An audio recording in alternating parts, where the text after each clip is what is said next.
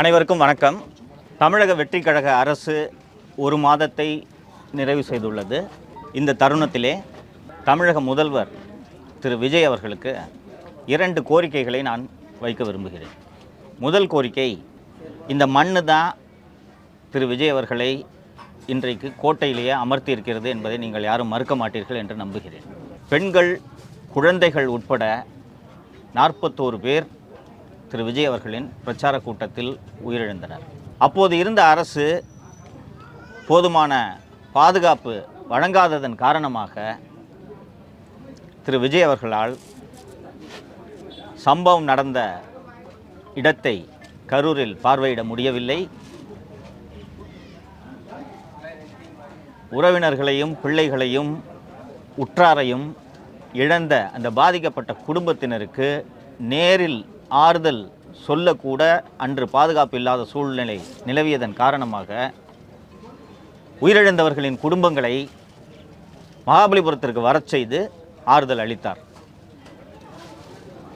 இன்றைக்கு தவேக தலைவர், தமிழகத்தின் முதலமைச்சர், மத்திய அரசு அவருக்கு பாதுகாப்பு வழங்கியிருக்கிறது. மாநில அரசின் கோர்சல் சிஐடி அவருக்கு உச்சகட்ட பாதுகாப்பை வழங்கியிருக்கிறது.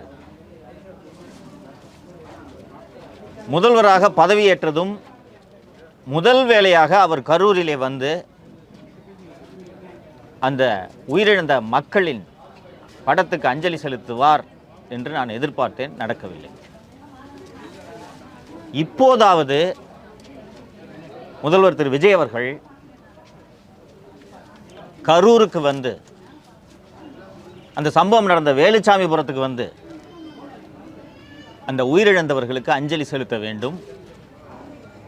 உயிரிழந்தவர்களின் குடும்பங்களை இங்கே சந்திக்க வேண்டும், சந்தித்து ஆறுதல் தர வேண்டும். அதுதான் ஒரு தலைவனுக்குரிய பண்பான செயல் என்று நான் கருதுகிறேன். முதல்வர் அவர்கள் அதை செய்ய வேண்டும் என்று உங்கள் வாயிலாக நான் அதை வேண்டுகோளாக விடுக்கிறேன். என்னுடைய 2வது கோரிக்கை, கடந்த திமுக அரசு பாஜக எதிர்ப்பு என்ற பெயரில் ஊழல்வாதிகளை பாதுகாப்பதற்கென்றே தமிழகத்தில் சிபிஐ விசாரணையை நடத்துவதற்கான அந்த அனுமதியை ரத்து செய்தது. ஒரு மாநிலத்தில் சிபிஐ விசாரணை நடத்தணும்னா சம்பந்தப்பட்ட மாநில அரசு அவர்களின் அனுமதியை தர வேண்டும். அதுதான் அந்த சிபிஐயோட சார்ட்டரான டெல்லி ஸ்பெஷல் போலீஸ் எஸ்டாப்ளிஷ்மெண்ட் ஆக்டோட பேஸு. மேற்கு வங்கத்திலே திரிணாமுல் காங்கிரஸ் அரசும் திருமதி செல்வி மம்தா பானர்ஜி அரசும் சிபிஐ வழக்கு விசாரணை செய்வதற்கான அந்த அனுமதியை ரத்து செய்திருந்தது. இப்போது பிஜேபி அரசு பதவியேற்றதும் முதல் வேளையாக சிபிஐ விசாரணை நடத்துவதற்கான அனுமதியை அங்கே பிஜேபி அரசு பிறப்பித்துள்ளது. அதே போல தமிழகத்திலும் சிபிஐ விசாரணை நடத்துவதற்கான அனுமதியை முதல்வர் அவர்கள் உடனடியாக வழங்க வேண்டும் என்று நான் கோரிக்கை வைக்க விரும்புகிறேன். என்ன காரணம் என்றால், திருச்சி ஏர்போர்ட் இருக்குது, மதுரை ஏர்போர்ட் இருக்குது, இதுபோல் ஏராளமான மத்திய அரசு அலுவலகங்கள் இருக்கின்றன. மாநில அரசு அலுவலகங்களிலே எப்படி லஞ்சமும் ஊழலும் புரையோடி போய் இருக்கிறதோ, இதே போல் மத்திய அரசு அலுவலகங்களிலும் ஊழல் புரையோடி போயிருக்கிறது. எனக்கு தெரிந்து வெளிநாடுகளிலிருந்து பொருட்களையும் தங்கத்தையும் வாங்கி வந்த பலர் இந்த கஸ்டம்ஸ் அதிகாரிகளுக்கு லஞ்சம் கொடுக்க வேண்டிய நெருக்கடிக்கு கடந்த 5 ஆண்டுகளில் ஆளாகி இருக்கிறார்கள். ஒரு சட்டப்பூர்வமாக ஒரு தங்கத்தை எடுத்துகிட்டு வந்து மாட்டிக்கிட்டாரு. அவர்கிட்ட ஒரு பெரிய தொகையை ஒரு கஸ்டம்ஸ் அதிகாரி கேட்குறாரு. நான் சொல்கிறது திருச்சி விமான நிலையத்தில். கேட்கும்போது அந்த கஸ்டம்ஸ் அதிகாரி அநியாயமான ஒரு பெரும் தொகையை லஞ்சமாக கேட்கிறார். கேட்கும்போது அவர் என்ன அணுகினார், இந்த மாதிரி இந்த கஸ்டம்ஸ் அதிகாரி இப்படி கேட்குறாரு அப்படின்னு சொல்லும்போது என்னாலும் ஒன்றும் செய்ய முடியவில்லை. என்னவென்றால், அவர் நேரடியாக சென்று சிபிஐயிடம் புகார் அளித்தால் கூட சிபிஐ அதிகாரிகள் கையறு நிலையில் இருந்தார்கள். அவங்களால அந்த கஸ்டம்ஸ் அதிகாரி மேலே நடவடிக்கை எடுக்க முடியாது. கண்ணு முன்னாடி கஸ்டம்ஸ் ஒரு உதாரணத்துக்கு சொன்னேன். இது போல் மத்திய அரசு அலுவலகங்களில் ஊழல் புரையோடி போயிருக்கிறது. பிஜேபி எதிர்ப்பு என்ற ஒரே காரணத்தை வைத்து சிபிஐ வழக்கு விசாரணை நடத்துவதற்கான அனுமதியை திமுக அரசு ரத்து செய்திருந்தது. இதெல்லாம் முதல்வரோட கவனத்திற்கு இதெல்லாம் சென்றிருக்காது. உடன் இருக்கக்கூடிய ஆலோசகர்களும் மரியாதைக்குரிய அதிகாரிகளும் முதல்வரிடத்திலே இதை எடுத்து சொல்லி இந்த அனுமதியை உடனடியாக வழங்க வேண்டும். இதே போல அமலாக்கத்துறை கடந்த அக்டோபர் 2024 தமிழக அரசுக்கு ஒரு கடிதம் எழுதியது. என்ன கடிதம் என்றால், என்ஃபோர்ஸ்மெண்ட் டைரக்டரேட்டுக்கு என்று, அமலாக்கத்துறைக்கென்று ஒரு நோடல் ஆஃபீஸரை அப்பாயிண்ட் பண்ணுங்க அப்படின்றது. அந்த நோடல் ஆஃபீஸரோட பர்பஸ் என்னென்னா, இங்கே வழக்கறிஞர்கள் இருக்கிறார்கள், உங்களில் பலருக்கு இது தெரியும். அமலாக்கத்துறை சட்டவிரோத பண பரிவர்த்தனை தொடர்பாகத்தான் விசாரணை நடத்த முடியும். அமலாக்கத்துறை நேரடியாக எஃப்ஐஆர் போட முடியாது.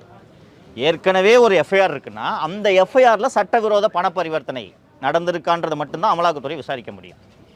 அப்போ எந்த டிபார்ட்மெண்ட்டில் எங்கே எஃப்ஐஆர் போட்டிருக்காங்க, எதில் மணி லாண்டரிங் நடந்திருக்கு அப்படின்றத அமலாக்கத்துறை விசாரிக்கிறதுக்கு சம்பந்தப்பட்ட டிபார்ட்மெண்ட்ஸுக்கிட்டேருந்து எஃப்ஐஆர்ஸை கலெக்ட் பண்ணி அந்த நோடல் ஆஃபீஸர்கிட்ட கொடுக்கணும். ஸோ ஸ்டேட் கவர்மெண்ட் ஒரு நோடல் ஆஃபீஸரை அப்பாயிண்ட் பண்ணுங்கன்ட்டு அமலாக்கத்துறை அக்டோபர் 2024 தமிழக அரசுக்கு ஒரு கடிதம் எழுதினார்கள். அதற்கு பிறகு 2-3 நினைவூட்டு கடிதங்கள் அனுப்பியிருக்கிறார்கள்.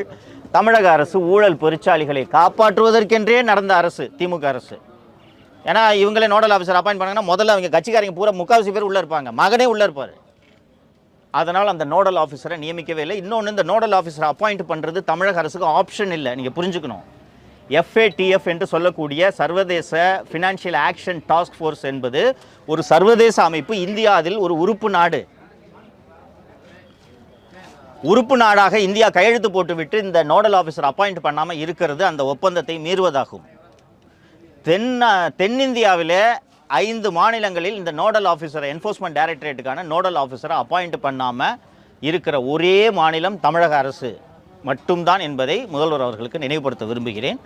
இந்த 2 கோரிக்கைகளையும் நிறைவேற்ற வேண்டும் என்று இந்த கரூரில் இருந்து முதல்வர் அவர்களுக்கு வேண்டுகோள் விடுக்கிறேன். ஆட்சி மாறிடுச்சு, இன்னமும் டெய்லி கோர்ட்டு காவல் நிலையம் போயிட்டே இருக்கீங்க. இந்த ஆட்சியிலும் உங்களை அலைவுறாங்க. கடந்த ஆட்சியில் போடப்பட்ட வழக்குகள் ஒரே நாளில் முடிவுக்கு வந்து விடாது.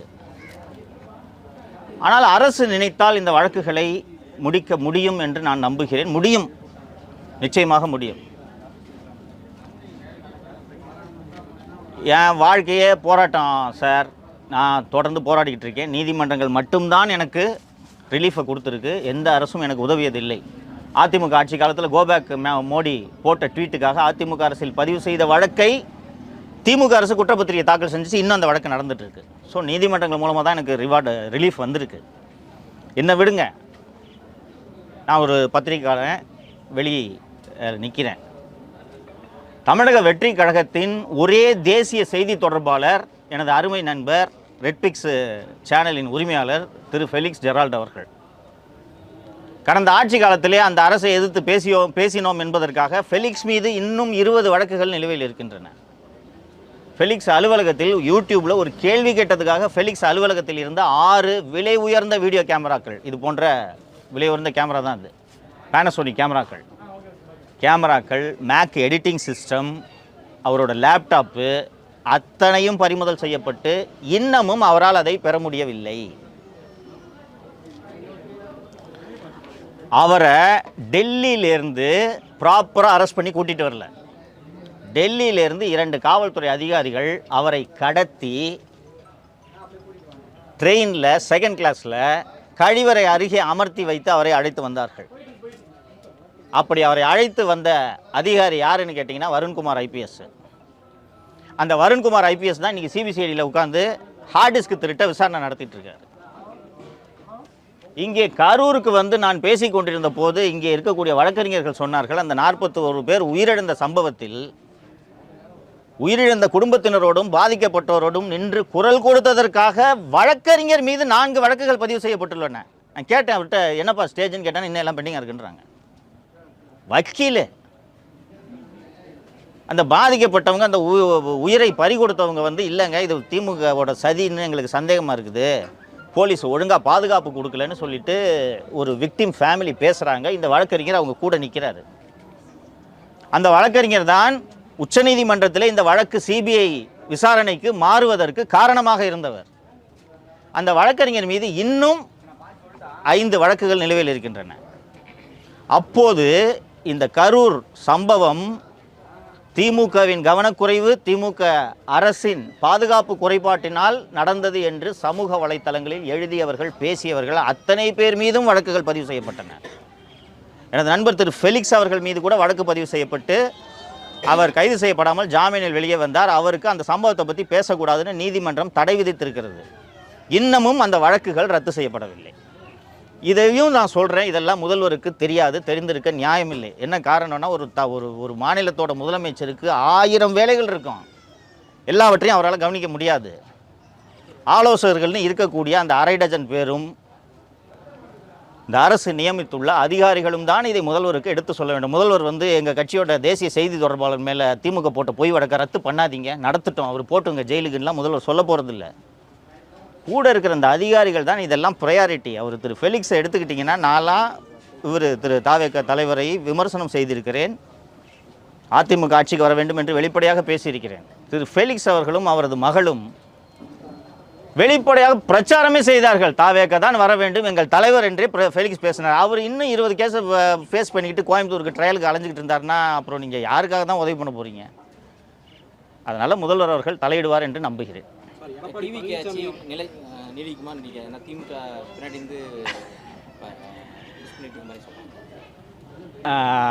அரசுகள் அவ்வளவு எளிதில் வீழ்ந்து விடாது. அதிகாரம் அந்த அரசுகளை நீடிக்க வைக்கும் தன்மை படைத்தது. அதெல்லாம் மீறி எதிர்க்கட்சிகள் வீழ்த்துறதுக்கு எல்லா வேலைகளையும் செய்வார்கள். ஸோ வேகமாக அரசியல் சூழ்நிலைகள்லாம் மாறினாலும் கூட இந்த அரசு நீடிக்கும் என்றே எனக்கு தோன்றுகிறது. இடைத்தேர்தல் வருது, இந்த இடைத்தேர்தலில் போட்டியிட்டு ஜெயிக்கக்கூடிய நிலையில் திமுகவும் இல்லை, அதிமுகவும் இல்லை. ஸோ இந்த ஆட்சி மீது இன்னும் மக்களுக்கு ஒரு பெரிய கோபம் எல்லாம் இன்னும் வரவில்லை. அதனால் ஆட்சி ஏன் விழப்போகுது? சார், நீங்கள் உங்கள் வீட்டில் சாக்கடை ஊற்றும் போதும் தொடர்ந்து குரல் கொடுத்தவர் எடப்பாடி பழனிசாமி அவர்களை நீங்கள் நேற்று விமர்சனம் பண்ணீங்க. அதை நன்றி கட்டத்தனம் பண்ணிட்டீங்க அப்படின்னு அதிமுக தொண்டர்கள் தொடர்ந்து உங்கள் மேலே விமர்சனம் பண்ணுறாங்க. எப்படி சார் சார், யாருக்கென்று அழுத போதும் தலைவனாகலாம் அப்படின்ட்டு கண்ணதாசன் சொல்லியிருக்காரு. ஒரு சக மனுஷன் நீங்கள் ஒரு எதிர்க்கட்சி ஆளுங்கட்சி இதெல்லாம் தூக்கி ஓரமாக வைங்க. ஒரு சக மனிதனாக இன்னொரு சக மனிதனோட வீட்டில் சாக்கடை எடுத்து ஊற்றுனா ஒரு மனுஷனாக நீங்கள் கண்டிப்பீங்களா மாட்டிங்களா? சொல்லுங்கள், கண்டிக்கணுமா வேணாமா? ஒரு சக மனுஷனாகவே நீங்கள் கண்டிக்கணும். ஒரு மக்கள் தலைவராக, அதுவும் எதிர்க்கட்சி தலைவராக நீங்கள் இருக்கும்போது கண்டிக்கிறது உங்கள் கடமை இல்லையா? அப்போது நீங்கள் இந்த மாதிரி ஒரு மோசமான தாக்குதல் சம்பவம் நடந்தது என்பதற்காக, அதை திரு எடப்பாடி பழனிசாமி கண்டித்தார் என்பதற்காக அவர் உயிரோடு இருக்கும் வரை நான் அவருக்கு அடிமையாக விசுவாசமாக இருக்க வேண்டுமா? ஒரு விஷயத்தை புரிஞ்சுக்குங்க, என்னோட விசுவாசம், என்னோட ஆதரவு, நான் உழைப்பது, நான் வாழ்வது மக்களுக்காக. 2011 அதிமுக ஆட்சிக்கு வர வேண்டும் என்று எழுதினேன். அப்போது நான் எழுத்தாளர், எழுதினேன். 2016 திமுக ஆட்சிக்கு வர வேண்டும் என்று விரும்பி எழுதினேன். 2021 திமுக ஆட்சிக்கு வர வேண்டும் என்று பேசினேன். அப்போ யூடியூப்லாம் வந்துருச்சு. 2026 திமுக ஒழிய வேண்டும் என்று பேசினேன். அன்றைக்கி அதிமுக ஆட்சிக்கு வர வேண்டும் என்று நான் பேசினேன். ஏன் பேசினேன் என்றால், தமிழக வெற்றி கழகம் 2 வருட கட்சி. இந்த கட்சி வாக்குகளை பிரிப்பதால் தப்பித்தவறி திமுக ஆட்சிக்கு வந்துவிடப் போகிறதே, அது தமிழகம் தாங்காது என்பதனால் நான் அதிமுக ஆட்சிக்கு வர வேண்டும் என்று விரும்பினேன். திரு எடப்பாடி பழனிசாமி அவர்கள் முதல்வராக வேண்டும் என்று நான் விரும்பினேன். மக்கள் திமுகவை நாங்கள் வீட்டுக்கு அனுப்புகிறோம், ஆனால் எடப்பாடி பழனிசாமி எங்களை ஆளக்கூடாது என்று முடிவெடுத்த போது அவர் செய்த தவறுகளை சுட்டி காட்டுவது நன்றி கெட்டத்தனம் என்று அவர் நினைப்பார் என்றால், தலைவராக இருப்பதற்கே அவர் தகுதியற்றவர் என்று தான் பொருள். இன்றைக்கி நீங்கள் குறிப்பிட்டீங்க அதிமுக தொண்டர்கள் இப்படி பேசுகிறாங்க எழுதுகிறாங்கன்னு. இப்படி பேசுபவர்கள் அதிமுக தொண்டர்கள் அல்ல. எலெக்ஷனுக்கு வேலை செய்யறதுக்கு ஸ்ட்ராட்டஜி டீமை போடுங்கன்னா, எலெக்ஷனுக்கு பிறகு கட்சி நடத்துறதுக்கு அந்த பிரமணியா டீமை திருப்பி பணம் கொடுத்து நியமித்து அவர்கள்தான் சமூக வலைத்தளங்களில் எழுதுகிறார்கள், இப்படி பேசுகிறார்கள், இப்படி கருத்து பரப்பி கொண்டிருக்கிறார்கள். அதனால் என்னோடய விசுவாசம் அவர் எடப்பாடிக்கு நான் காலம் பூரா நன்றியோடு இருக்கணும்லாம் இல்லை, அது அவரோட கடமை இல்லையாங்க. இன்னொன்று, இதை கண்டித்து பேசுவதனால் அவருக்கு பலனா எனக்கு பலனா? கண்டித்ததால் அவர் பலனடைந்தார், மக்கள் அதை வரவேற்றனர். அதனால் நான் அவருக்கு நன்றியோடு இருக்கணுன்றதெல்லாம் ஒரு அபத்தமான வாதம். சிபிஐ குற்றப்பத்திரிகை தாக்கல்லாம் பண்ணியிருக்காங்க, மறுபடியும் இன்னைக்கு இப்போ விசாரணைக்கு தொடங்கியிருக்காங்க. அதை எப்படி இல்லை புரியல, நீங்கள் எந்த கேஸில்? இல்லை, சிபிஐ இதுவரைக்கும் குற்றப்பத்திரிகை எதுவுமே தாக்கல் செய்யவில்லை. சிபிஐ இதுவரை இடைக்கால அறிக்கையை தான் தாக்கல் செய்திருக்கிறார்கள். இடைக்கால அறிக்கை அது குற்றப்பத்திரிகையாக நம்ம எடுத்துக்கொள்ள முடியாது. சிபிஐ விசாரணையை பொறுத்த வரைக்கும் நீங்கள் ஒரு விஷயத்தை புரிஞ்சுக்குங்க. 5 சார்ஜ் ஷீட் ஃபைல் பண்ணுவாங்க. ஃபஸ்ட்டு ஒரு சார்ஜ் ஷீட் ஃபைல் பண்ணுவாங்க, அதுக்கடுத்து சப்ளிமெண்ட்ரி சார்ஜ் ஷீட் ஃபைல் பண்ணுவாங்க. தொடர்ந்து அடுத்தடுத்து அந்த விசாரணை இறுதியாக இதுதான் எங்களோட ஃபைனல் ரிப்போர்ட்னு அவங்க ஃபைல் பண்ணுற வரைக்கும் இன்வெஸ்டிகேஷன் வில் கண்டினியூ. இந்த அரசாங்கத்திலையும் யூடியூப்ல 2 பத்திரிகையாளர்கள் மேலே கேஸ் போட்டுருக்காங்க. நான் மீண்டும் சொல்கிறேன், ஒருவர் எதை வேண்டுமானாலும் பேசலாம், எழுதலாம் என்று சட்டம் கூறவில்லை. பேச்சு சுதந்திரத்தை வழங்கும் ஆர்டிகல் 19(1)A, ஆர்டிகல் 19(2)ல் ரீசனபிள் ரெஸ்ட்ரிக்ஷன் என்று ஒன்று வைத்திருக்கிறது. சில கட்டுப்பாடுகளுக்கு உள்ளதான் நீங்கள் பேசணும். அப்படி இருக்கையில் சில வரம்பு மீறி பேசும்போது சட்டம் தன் கடமை செய்ய வேண்டும். ஆனால் கைது முக்கியமானது தான் நீங்கள் கவனிக்கணும். இதில் இப்போ நான் இப்போ இந்த பேசுகிறேன் ப்ரெஸ் மீட்டில், இப்போ நான் ஏதோ ஒன்று தப்பாக பேசிட்டேன்னா இதுக்காக என் மீது வழக்கு பதிவு செய்யலாம்னா செய்யலாம். வழக்கு பதிவு செய்து குற்றப்பத்திரிகை தாக்கல் செஞ்சீங்கன்னா அந்த நீதிமன்றத்தில் வந்து அந்த வழக்கை எதிர்கொள்ளணும். இதுதான் முறை. என்னை எதுக்கு கைது பண்ண? இப்போ நான் பேசுனதை மறுக்க முடியாது, இது சம்மந்தமான தடயங்களே அழிக்க முடியாது. அப்படி இருக்கும்போது திரு மாரிதாஸ் அவர்களை கைது செய்தது தவறு. இந்த கைது தவறு என்பதை உணர்ந்து தான் நீதிமன்றமே விடுவிச்சிருக்கு. அவர் சொந்த ஜாமீனில் அவர் விடுவிச்சிருக்கு. அதனால் இது போல் நீங்கள் அவர் மாரிதாஸ் அவர்கள் ஏதோ தவறாக பேசியிருந்தாலும் அவர் தொடர்ந்து இந்த அரசை விமர்சனம் செய்து கொண்டிருக்கிறார். அப்படி விமர்சனம் செய்யக்கூடிய ஒரு விமர்சகரை கைது செய்தால் திரு விஜய் அவர்களே குறிப்பிட்ட பாசிச அரசு என்று தான் இதை நாம் புரிந்து கொள்ள வேண்டும். மக்கள் அப்படி தான் புரிந்து கொள்வார்கள். இது ஒரு தவறு, விஜய் அவர்கள் திருத்திக் கொள்வார் என்று நான் நம்புகிறேன். என் மீது போடப்பட்ட 60க்கும் மேற்பட்ட வழக்குகளில் இது ஒரு வழக்கு. அதனால் இன்னைக்கு என் மீது குற்றச்சாட்டு புனைவு, சார்ஜஸ் ஃப்ரேம்டு, அதுக்காக நான் அந்த ப்ரொசீஜருக்காக பிரியாணி கடைக்காரரை மிரட்டி கொலை மிரட்டல் விடுத்து என் அலுவலக ஊழியர் மூலமாக 7 லட்சம் ரூபாய் நான் பறித்ததாக அப்போது இங்கேருந்து அந்த டவுன் இன்ஸ்பெக்டர் மணிவண்ணன் தான் போய் கேஸ் போட்டு 5 நாள் கஸ்டடி எடுத்து அதில் சார்ஜ் ஷீட் வர போடுறாங்க. அதனால் அந்த வழக்குக்காக நான் இன்றைக்கி வந்தேன். இல்லை, இன்னும் ஒரு கட்சி தொடங்கலை, ஒரு இயக்கம்னு ஆரம்பிச்சிருக்கா, அதில் உறுப்பினர்கள் சேர்ந்து கொண்டு இருக்கிறார்கள். கட்சி தொடங்கி இது என்னுடைய கட்சி, இதுதான் என் கட்சியோட பேர், நான் இந்த 29 தேர்தலில் போட்டியிட போகிறேன் அல்லது 31 தேர்தலில் போட்டியிட போகிறேன், இதுதான் என் கொள்கை என்று அறிவிக்கட்டும். அதற்கு பிறகு அவரை விமர்சனம் செய்யலாம். அவரது எனது நண்பர், அதனால் அவருடைய அடுத்த கட்ட பயணத்திற்கும் முயற்சிக்கும் நான் வாழ்த்துக்களை தெரிவித்துக் கொள்கிறேன். தொடர்ந்து காவல் மரணத்துக்கும் காவல் சித்தவதைக்கும் குரல் கொடுத்துட்டே இருக்கீங்க. சிவகங்கை மானாமதியில் ஆகாஷ் டெலிசன் சொல்லிட்டு ஒரு இளைஞரை வந்துட்டு காவலர் அடிச்சு கொண்டாங்க. கிட்டத்தட்ட 90 நாள் ஆச்சு. அவருடைய வாடியை வாங்காமல் இன்னமும் அவங்க பெற்றவங்க போராட்டத்தில் ஈடுபடுறாங்க. ஏன் இந்த கட்சி ஏன் ஆட்சி எடுப்பார் என்று நான் நம்புகிறேன். புது டிஜிபி வந்திருக்காரு. இதுக்கு முன்னாடி இருந்த ஆட்சியில் யாரை வேணாலும் சுடலாம், கையை காலை உடைக்கிறது தான் பெஸ்ட்டு போலீசிங் அப்படின்றதையே கடந்த கால ஆட்சியில் ஃபாலோ பண்ணிக்கிட்டு இருந்தாங்க. 2 ரவுடியை சுட்டோன்னா கொலை நின்றும், கொள்ளை நின்றும், பாலியல் வன்முறை நின்றுன்ட்டு ஒரு எண்ணத்தில் அப்போது இருந்த காவல்துறை அதிகாரிகள் செயல்பட்டு கொண்டு வந்தார்கள். எத்தனை என்கவுண்டர் நடந்துச்சு. நான் சிறைக்கு போகும்போது பார்த்தா மனசாட்சி இருக்கா இல்லையான்னு தெரில, கையே காலை உடைச்சிட்டு அனுப்புவாங்க. டாய்லெட் எப்படிங்க போவான் அவன்? ஜெயிலில் என்ன வெஸ்டர்ன் டாய்லெட்டாக வச்சுருப்பாங்க? கஷ்டமாக இருக்கும். அவன் டாய்லெட்டில் உட்காந்து எந்திரிக்கிறதுக்கெலாம் கூட எவனாவது ஒரு கைதி ஹெல்ப் பண்ணுவான். அவன் கொடும் குற்றத்தை நான் புரிஞ்சுருக்கலாம், அந்த குற்றத்தை நான் மறுக்கலை, அதுக்குள்ளே நான் போகவும் விரும்பலை.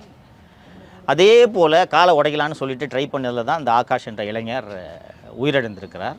அண்டு நீதிமன்றம் விரைவில் விசாரணை நடத்த வேண்டும் என்று உத்தரவிட்டிருக்கிறது. இது போன்ற வழக்கில் காவல்துறை அதிகாரிகள் தான் இந்த தவறை செய்தவர்கள். தயவு தாட்சியமின்றி முதல்வர் அவர்கள் இது போன்ற வழக்குகளில் நடவடிக்கை எடுக்க உத்தரவிட்டால் பொதுமக்களுக்கு முதல்வர் மீதும் இந்த அரசின் மீதுமான நன்மதிப்பு கூடும் என்று நான் நினைக்கிறேன். தொடர்ந்து பார்த்தீங்கன்னா அதிமுகலேருந்து டிவி கேட்க போயிட்டே இருக்காங்க. அதிமுக ஒழிக்கணுங்கிறதுக்காக டிவி அப்படி கிடையாது. அதிமுக ஒழிய வேண்டும் என்று தாவேக்க நினைக்கவில்லை, எடப்பாடி பழனிசாமி நினைக்கிறார். இன்னைக்கு வரலாற்றில் எப்போதும் இல்லாத அளவுக்கு திராவிட முன்னேற்ற கழகம் மிக மிக பலவீனமாக இருக்கிறது. அரசியல் அனாதை திமுக. இன்னைக்கு 2 நாட்களுக்கு முன்பு, ஒரு வாரத்திற்கு முன்பு மார்க்சிஸ்ட் கம்யூனிஸ்ட் கட்சியின் செயலாளர் தோழர் சண்முகம் திமுக கூட்டணி ஒன்று கிடையவே கிடையாதுங்க என்று சொன்னார். இன்று நீங்கள் பார்த்திருப்பீர்கள், இந்திய கம்யூனிஸ்ட் கட்சியின் செயலர் தோழர் வீரபாண்டியன் அவர்கள் திமுக கூட்டணியிலிருந்து வெளியேறுகிறோம் என்று கூறிவிட்டார்.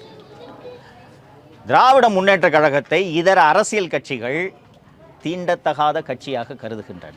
நீங்கள் வரலாறு நெடுக 1949 திமுக தொடங்கியதிலிருந்து இன்று வரை பார்த்தீர்கள் என்றால் கூட்டணி இல்லாமல் திமுக வென்றதே கிடையாது. அப்படி இருக்கும்போது திராவிட முன்னேற்ற கழகம் பலவீனமாக இருக்கக்கூடிய அந்த நேரத்திலே தனது கட்சியை பலப்படுத்தி வரக்கூடிய தேர்தலில் திமுகவையும் தாவேகவையும் வீழ்த்துவதற்கு ஒரு தலைவன் வேலை செய்ய வேண்டுமா, அல்லது யார் கட்சியை விட்டு வெளியேறினாலும் எனக்கு அது குறித்து கவலை இல்லை என்று கட்சியை நடத்த வேண்டுமா? நேற்று முன்னாள் அமைச்சரும் முன்னாள் துணை மேயருமான திரு பெஞ்சமின் அவர்கள் திராவிட முன்னேற்ற கழகத்தில் சென்று இணைந்ததை நாம் செய்திகளிலே பார்த்திருப்போம். இது ஒரு நல்ல உதாரணம்னு நான் நினைக்கிறேன். பெஞ்சமின் எம்எல்ஏ கூட கிடையாது, மதுரையில் தோத்துட்டார். அவரை மாவட்ட செயலர் பதவியை பறிச்சிட்டார். அவர் பெஞ்சமினுக்கு ஒன்றுமே புரியல. என்ன, நான் எம்எல்ஏ கூட இல்லை, அந்த 25 பேராவது அந்த பக்கத்து போய் தாவேக்கு ஆதரவு கொடுத்தாங்க, அவங்க பதவியை பறிச்சிங்க, நான் என்னையா பண்ணேன், என்னை எதுக்கு நீக்கிறீங்கன்னு உடனடியாக அவர் எடப்பாடி பழனிசாமி அவர்களின் இல்லத்திற்கு சென்று அவரை சந்தித்தார். அண்ணே பதவியை கொடுங்கண்ணேன்றாரு. கொடுக்க முடியாது உனக்கு பதவின்ட்டு. எதற்காக சொல்ல வேண்டும்? ஒரே காரணம், பெஞ்சமின் வேலுமணியின் ஆதரவாளர். நீ போயிட்டார், என்ன பண்ண போறீங்க? அவர் ஒரு பலம் வாய்ந்த சமூகத்தின் பிரதிநிதி. பெஞ்சமின் தலித் சமூகத்தின் பிரதிநிதி, பலம். இப்போ அந்த சமூகத்தை சேர்ந்தவங்களை விரட்டி விட்டுருக்கீங்களே, என்ன நினைப்பாங்க? திமுக அரவணைக்கிறது அவர்களை. இப்போ முன்னாள் அமைச்சருங்க, அவ்வளோ சொத்து வச்சுருக்காரு பெஞ்சமின், செலவு பண்ணுவார். அவர் எதுக்கு விரட்டி விட்டீங்க? உண்மையில் திரு எடப்பாடி பழனிசாமி அவர்கள் நடவடிக்கை எடுக்க வேண்டியது லால்குடி எம்எல்ஏ திருமதி லீமா ரோஸ் அவர்கள் மீது. ஏன் எடுக்கணும்ன்றதை சொல்கிறேன். அண்ணா திராவிட முன்னேற்ற கழகத்தின் எம்எல்ஏவாக இருந்து கொண்டு தமிழகத்திலே அவர் மகன் தொடங்கி இருக்கக்கூடிய லட்சிய ஜனநாயக கட்சியை வளர்ப்பதற்கான வேலையில் அனுதினமும் திருமதி லீமா ரோஸ் அவர்கள் ஈடுபட்டு கொண்டிருக்கிறார். இன்னைக்கும் லட்சிய ஜனநாயக கட்சிக்கான நிர்வாகிகள் நியமனம் செய்து கொண்டிருக்கிறார். அரசியல் ஆசை உள்ள பல பேர், முக்கிய பிரமுகர்கள் லீமா ரோஸ் அவர்களை சந்தித்து விட்டு எனக்கு இந்த போஸ்டிங் கொடுங்க, அந்த போஸ்டிங் கொடுங்க என்று போஸ்டிங் நியமனங்களை வாங்கி கொண்டிருக்கிறார்கள். அந்த லட்சிய ஜனநாயக கட்சியின் மாநில பொதுச் செயலாளராக ஜீவா என்பவரை திருமதி லீமா ரோஸ் அவர்கள் நியமித்திருக்கிறார். அவர் மேலே நடவடிக்கை எடுக்கணுமா, பெஞ்சமின் மேலே நடவடிக்கை எடுக்கணுமா? ஒரு கட்சி ஆரோக்கியமாக இருக்கணும்னு உண்மையிலே அக்கறை இருந்துச்சுன்னா அரவணைக்கணுங்க. 80களில் அண்ணா திராவிட முன்னேற்ற கழகம் ஜே அணி ஜானகி அணி என்று பிரிந்த போது செல்வி ஜெயலலிதாவை ஜானகி அணியில் இருந்தவர்கள் பேசாத பேச்சு கிடையாது. காலஞ்சென்ற காளிமுத்து அவர்கள் ஜெயலலிதா அவர்களை பேசியதை பொதுவெளியில் சொல்லவே முடியாது. மேடையில் பேசினார், தனியாக பேசல. இன்னைக்கு அதிமுக மகளிர் அணியில் இருக்காங்களே வளர்மதி, காது கூசம் விட்டுருங்க. அவ்வளோ பேரையும் மந்திரி ஆக்குனாரா இல்லையா? சபை உங்கள் காளிமுத்து 2001 சபாநாயகர் ஆக்குனாங்களா இல்லையா? ஜெயலலிதா விட நீங்கள் பெரியாளா சார்? நான் தெரியாமல் தான் கேட்குறேன். இப்போ 25 பேரோட மாவட்ட செயலாளர் பதவியை பறிச்சிட்டீங்க. இங்கே உங்கள் ஊர் உதாரணத்தையே சொல்கிறேன். அண்ணன் திரு எம்ஆர் விஜயபாஸ்கர் அவர்களோட மாவட்ட செயலாளர் பதவியை பறிச்சிட்டீங்க. ரிசல்ட் வந்த 4ஆம் தேதியிலேருந்து இன்னைக்கு வரைக்கும் எம்ஆர் விஜயபாஸ்கர் கட்சி ஆஃபீஸ்க்கு போகல, கரெக்டுங்களா? இப்போ அவருக்கு பதிலாக புதுசாக ஒரு மாவட்ட செயலாளராக போட்டிருக்காங்க. அவர் பேர் என்ன? கமலக்கண்ணன் ஒருத்தரை போட்டிருக்காங்க. எம்ஆர் விஜயபாஸ்கர் மீறி கமலக்கண்ணன் நீங்கள் அரசியல் செஞ்சிட முடியுமா? அதிமுக வளர்த்துற முடியுமா? சொல்லுங்கள். நீங்கள் தான் உள்ளூர் நண்பர்கள், சொல்லுங்கள், முடியுமா? அப்போ கட்சி என்ன ஆகுங்க? அப்போது கட்சி கரூர் மாவட்டத்தில் நாசமாக போனாலும் பரவாயில்ல, நான் எம்ஆர் விஜயபாஸ்கருக்கு கட்சி பதவியை திருப்பி கொடுக்க மாட்டேன், அவ்வளோதானே? இப்போ திருப்பி லீமா ரோஸுக்கு வரேன். இது எனக்கே தெரிந்தது, சர்வ வல்லமை படைத்த பொதுச் செயலாளருக்கு தெரியாமல் இருக்காது. ஏன் நடவடிக்கை எடுக்கல? எடுப்பார்னு நினைக்கிறீங்களா நீங்கள்? சொல்லுங்கள். எடுக்க மாட்டார். ஏன்னு காரணத்தை நான் சொல்கிறேன். மார்ட்டினிடம் 300 கோடி வாங்கி இருக்கிறார். 300 கோடி என்ன ஆதாரம்னு கேட்பீங்க. 275 கோடி தேர்தல் பத்திரங்கள் மூலமாக, வங்கி மூலமாக அதிமுக கணக்குக்கு சென்றிருக்கிறது. மறுக்க சொல்லுங்க எடப்பாடி பழனிசாமியை. 25 கோடி ரொக்கம், 275 கோடி மார்ட்டினோட அந்த கேமிங் ஃபியூச்சர் கேமிங் லிமிடெட் நிறுவனத்திலிருந்து வங்கி மூலமாக 275 கோடி தேர்தல் பத்திரங்களாக அண்ணா திராவிட முன்னேற்ற கழகத்திற்கு சென்றிருக்கிறது. அது வெறும் லால்குடியில் சீட்டுக்காக கொடுத்த 275 கோடி அல்ல, ஆட்சிக்கு வந்தவொடனே லாட்டரியை திறந்து விடுறேன்னு சொல்லி வாங்கியது. தொட சொல்லுங்க லீமா ரோஸை. கட்சியை கபலீகரம் பண்ணிக்கிட்டு இருக்காங்க. நடவடிக்கை எடுக்க சொல்லுங்கள். நண்பரே, என்னை அதிமுகவில் தேர்தலில் போட்டியிட்டு தோல்வியை தழுவிய ஒரு 2-3 வேட்பாளர்கள் சென்னையில் வீட்டில் வந்து பார்த்தாங்க. அண்ணே, எனக்கு ஒரு வழி சொல்லுங்கள். 18 கோடி செலவு பண்ணேன், அதில் 12 கோடி என் காசு, 6 கோடி வட்டிக்கு வாங்கினேன். சீட்டு கொடுக்கும்போது போய் அவரை பொதுச் செயலாளரை பார்த்தேன். எவ்வளோப்பா செலவு பண்ணுவேன்னு கேட்டார். நான் 10 செலவு பண்ணுவேன்னா 10 முதல்ல இப்போ கொடுத்தா தான் சீட்டுனாரு. தேர்தல் சமயத்தில் இந்த 10 ரூபா வரும்னாரு. தேர்தல் சமயத்தில் வரல. நான் போய் தேர்தல் சமயத்தில் இது கொடுங்கன்னு கேட்டேன். நீ மந்திரினாரு. எப்படி மந்திரியாக போகிறோமே சம்பாரிச்சிக்கலான்ட்டு வட்டிக்கு வாங்கி செலவு பண்ணேன். மாதம் 25 லட்ச ரூபா வட்டியை கட்டிக்கிட்டு இருக்கேன். எனக்கு வழியை சொல்லுங்கண்ணே, தாவேக்கு போனால் சம்பாதிக்க முடியுமா என்று கேட்கிறார் அந்த நண்பர். அந்த 3 பேர் இந்த பஞ்சாயத்துக்கு தான் வந்தாங்க. அண்ணே, நான் தாவேக்கு போகிறதா திமுகவுக்கு போகிறதா ஐடியா கொடுங்கன்ட்டு. அதெல்லாம் சொல்ல மாட்டேன், நீங்கள் முடிவெடுங்கன்னு சொன்னேன். இது போல் ஒவ்வொருவரும் கடனாளியாக இருப்பார்களா மாட்டார்களா? உங்களுக்கு எல்லாருக்குமே தெரியும். எல்லா ஊரையும் அதிமுக காசு கொடுத்துச்சு வாக்காளர்கள், கரெக்டுங்களா? காசு கொடுக்காம ஜெயிச்ச ஒரே கட்சி தாவேக தான். வென்றவர்கள் தோற்றவர்கள் அத்தனை பேரும் திமுக எவ்வளோ கொடுத்தாங்களோ அது சரிசமாக கொடுத்தாங்க, இல்லைங்களா? இங்கே கரூரில் இருக்கக்கூடிய 6 தொகுதியிலையும் அதிமுக வேட்பாளர்கள் பணம் கொடுத்தார்கள், இல்லைங்களா? எங்கேருந்து கொடுத்துருப்பாங்க பணம்? இப்போ இன்றைக்கி யாரும் ஜெயிக்கலை, கரெக்டுங்களா? எம்ஆர்வியை தவிர மற்றவர்கள் வெல்லவில்லை. அவங்க கதி என்னங்க? இந்த கட்சி நல்லா இருக்குது, நாளைக்கு நம்ம நல்லா இருப்போன்ற நம்பிக்கை தான் உங்கள் கூட இருப்பான். அந்த பெஞ்சமினோட பதவியை பறிச்சிங்களே, அவர் எம்எல்ஏ இல்லை, அவர் வந்து கெஞ்சுறாரு. அவருக்கு இந்த கட்சி பதவி கொடுத்தா என்னங்க உங்களுக்கு பிரச்சனை? அந்த சென்னை புறநகர் கிழக்கு மாவட்ட செயலாளர் நினைக்கிறேன். அது என்ன பிரச்சனை? திரு எடப்பாடி பழனிசாமி, அவரது மைத்துனர் வெங்கடேஷ், மகன் மிதுன், இவர்கள் மட்டும் இருந்தால், மாப்பிள்ளை சதீஷ், இவர்கள் மட்டும் இருந்தால் கட்சியை நடத்திவிடலாம் என்று திரு எடப்பாடி பழனிசாமி நம்புகிறார். நான் திருச்சியிலே நேற்றைக்கு முன்தினம் நடத்திய பத்திரிகையாளர் சந்திப்பில் இவர் திமுக இளைஞரணி செயலாளர் திரு உதயநிதி ஸ்டாலின் அவர்களை சந்தித்து ஆதரவு கேட்டதையும், சபரிசனை சந்தித்ததையும், திமுக தலைவர் திரு மு.க. ஸ்டாலின் அவர்களோடு தொலைபேசியில் பேசியதையும், 46 எம்எல்ஏங்க கிட்டையும் நம்ம ஆட்சி என்று சொன்னதையும் நான் சொன்னேன். இவர் இப்போது திமுகவோடு கூட்டணியில் இல்லை, எப்போதுமே திமுகவோடு கூட்டணியில் இருந்திருக்கிறார். அப்படித்தான் நான் புரிந்து கொள்கிறேன். ஸோ எப்போதுமே அவர் ரகசிய உடன்பாட்டில் இருந்திருக்கிறார். எப்போதுமே அவர் ரகசிய உடன்பாட்டில் இருந்திருக்கிறார். உங்களுக்கு தெரியும், திமுக ஆட்சி பொறுப்பேற்றதும் லஞ்ச ஒழிப்புத்துறை முதலில் வழக்கு பதிவு செய்தது முன்னாள் அமைச்சர் திரு எம்.ஆர். விஜயபாஸ்கர் அவர்கள் மீது. இந்த மாவட்டத்தை சேர்ந்தவங்க உங்களுக்கு எல்லாருக்கும் தெரியும். ஃபஸ்ட்டு கேஸு எம்ஆர்வி மேலே. போக்குவரத்து துறை அமைச்சராக இருந்த எம்ஆர்வி மீது சொத்து குவிப்பு வழக்கு, சுகாதாரத்துறை அமைச்சராக இருந்த திரு சி. விஜயபாஸ்கர் மீது சொத்து குவிப்பு வழக்கு, பத்திரப்பதிவுத்துறை அமைச்சராக இருந்த கே.சி. வீரமணி மீது சொத்து குவிப்பு வழக்கு, உள்ளாட்சித்துறை அமைச்சராக இருந்த எஸ்.பி. வேலுமணி மீது 2 சொத்து குவிப்பு வழக்கு, 2 லஞ்ச ஊழல் வழக்கு, தங்கமணி மீது வழக்கு. இது போல அதிமுகவில் 1 டசன் முன்னாள் அமைச்சர்கள் மீது வழக்கு. திரு எடப்பாடி பழனிசாமி அவர்கள் மீது ஊழல் வழக்கு 1வது நிலுவையில் இருக்கிறதா? ஒரு வழக்கு நிலுவையில் இருக்கா சொல்லுங்கள்? எப்படி இல்லாமல் போகும்? அவர் வைத்திருந்த துறைகள் என்ன? பொதுப்பணித்துறை, நெடுஞ்சாலைத்துறை. அவருக்கு முதல்வர் பதவி கிடைத்ததே அந்த ரிசார்ட்டில் இருந்தாங்களே, அது எந்த ரிசார்ட்? இது கூவாத்தூர் ரிசார்ட்டில் எம்எல்ஏக்கள் தர்ம யுத்தத்துக்கு போக போகிறேன் என்று மிரட்டிய எம்எல்ஏக்களுக்கு தலா 3 கோடி இவர் உடனடியாக வழங்கியதால் தானே சசிகலா இவரை தேர்ந்தெடுத்து முதல்வராக்கினார். அப்படி இருக்கையில் இவர் மீது ஏன் ஒரே ஒரு வழக்கு கூட நிலுவையில் இல்லை? அப்போ உங்கள் கூட இருக்கக்கூடிய உங்கள் கட்சி தலைவர்கள், தளபதிகள் ஊழல் வழக்கை எதிர்கொண்டிருக்கிறார்கள். நீங்கள் திமுகவோடு ரகசிய உறவில் இருந்ததனால்தான் உங்களுக்கு திமுக நாங்கள் ஆதரவளிக்கிறோம், நீங்கள் முதலமைச்சராக இருங்கன்னு சொல்கிறது இனிப்பாக இருந்தது. ஒரு உண்மையான அதிமுக காரன் திமுக ஆதரவு, அதிமுக தோன்றியதே திமுக எதிர்க்கணுன்றதுக்காக தானுங்க. எம்ஜிஆர் 72ல் எதுக்குங்க இந்த கட்சியை தொடங்கினாரு? திமுகவை ஒழிக்கிறேன்றதுக்காக தொடங்கின கட்சி இது. அப்படிப்பட்ட கட்சியோடு சேர்ந்து நான் கூட்டணி அமைத்து நான் முதல்வராக வேண்டும், தமிழகத்தின் முதல் தலித் முதல்வரை கூட நான் ஆக விடமாட்டேன், நான் தான் முதலமைச்சராக இருக்க வேண்டும் என்று ஒரு சொல்கிறார் என்றால் இவர் எப்படி இந்த கட்சியை வாழ வைப்பார்? உங்களுக்கு எல்லாம் தெரியும். கொத்து கொத்தா அதிமுகவில் இருந்து வெளியேறி கொண்டிருக்கிறார்கள். தினந்தோறும் போகிறாங்க. அவங்களுக்கு இன்றைக்கி ஒரே ஆப்ஷன் திமுகவா தாவேகவா.